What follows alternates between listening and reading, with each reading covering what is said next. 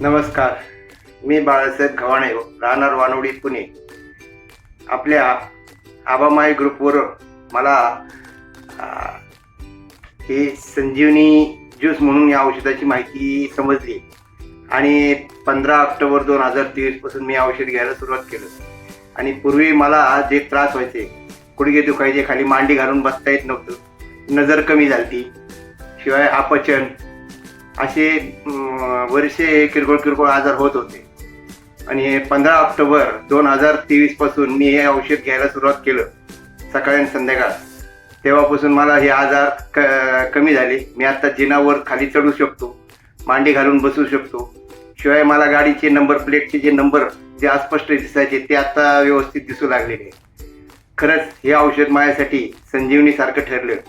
धन्यवाद स्नेहल ताईला आणि संजीवनी ज्यूसला.